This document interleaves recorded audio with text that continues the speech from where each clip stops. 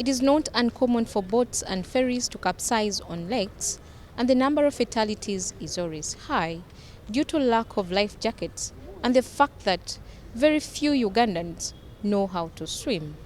Boats are the commonest mode of transportation on Lake Victoria, and these boats are always crowded and poorly maintained. Constituency has 84 islands, and on these 84 islands, it's only one where government put a ship that connects Entebbe to Kalangala and Kalangala to Masaka, only one island. All the other islands have no mechanisms of transport. So people are just even helping us. If it was a business venture, everyone in town would have been going to put a wooden boat. It's not a business venture. So our people should just be helped on how to continue in business, to improve what they have not done. But putting a lot of measures, regulations, arrest, detain, what, it will kill even the simple development that has been viewed on the islands. It will be taken away. If you see the mess around there, you'll cry tears. If you see the vessels, water vessels, dilapidated water vessels, there you'll cry tears.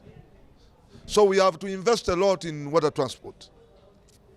Because the only thing that we have to do is to make sure that we supply and provide quality water vessels to our people. And we should put standards.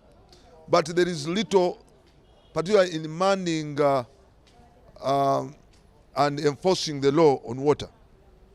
Those that would be giving a hand manipulate and are only after corruption. You find the people on a water vessel without jackets, without how do you call them? Safe gadgets, like water gadgets, and that has brought quite a lot of problems. Majority of the water vessels are rotten. They are in timber because people cannot afford expensive water vessels. The accident that claimed many Ugandans on the 2nd of August, many of the victims had no life jackets, and the ones that had poor quality, meaning that many life jackets on the market are not certified by Uganda National Bureau of Standards.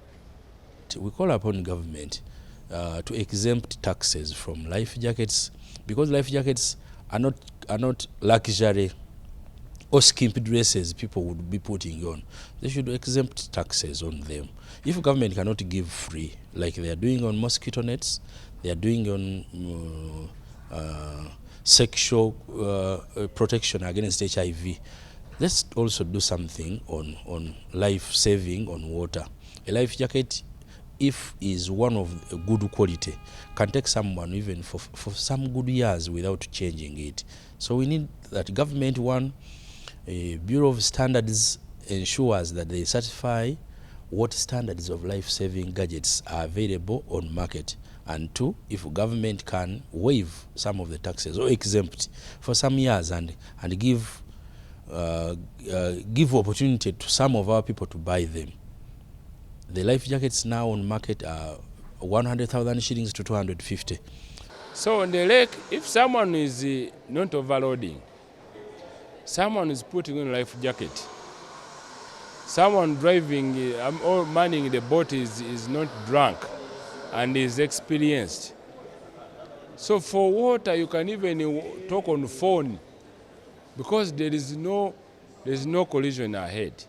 So they are avoidable. So what the government can do is to see how they can bring down the cost of life jackets. And bringing down the cost of life jackets does not stop at removing the tax, because Ugandans are very cheeky. Even when you reduce tax, the price in the shops will not reduce.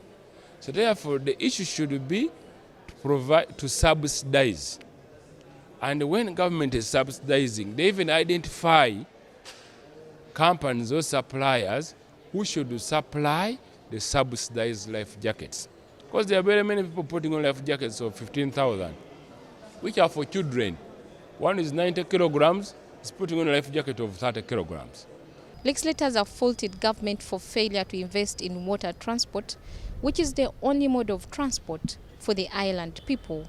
According to them, there are very few water vessels which are safe to carry people and their property. You know, government, we are tired of paying moments of silence, especially we as members of parliament. Every time we come here, we hear stories of Ugandans dying on water bodies. Yet there are solutions that can be done. For example, why can't they make life jackets affordable for every Ugandan? Putting on a life jacket is not a luxury. It should have been a right for every Ugandan, because we accepted there are some Ugandans who live on islands, who live near water bodies. So in case of their transportations, they should, before you board in a water transport system, you are supposed to have a life jacket as a must. And then there should be periodical maintenance or checkups of those boats. We hear that some are overloaded and nobody cares. Water transport or island transport is one of the modes of transport that has been neglected. As we discussed, railway was abandoned or was removed and it is being revamped. Water transport is one area where government needs to put a lot of emphasis, because there are avenues and opportunities unexplored on the islands. Islands are now good at plantation agriculture. You see vegetable oil development programs ongoing even in other islands, but there is no interconnectivity. Government must build for us vessels that do connectivity and interconnectivity to stimulate agricultural development and other areas of development. Almost every year Uganda registers tragedies on water, often blamed on lack of adherence to safety measures and poor mechanical condition of water vessels. Samula Hanifah, Smart24 TV, Business Today.